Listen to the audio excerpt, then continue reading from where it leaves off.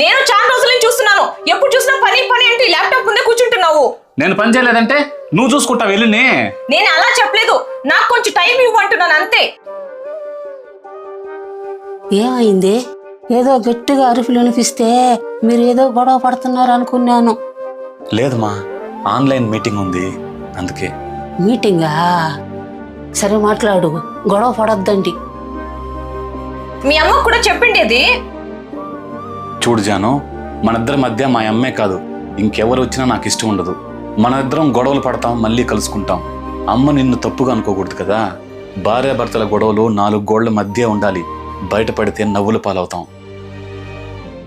Sorry అండి. ఇదిగో తీసుకో.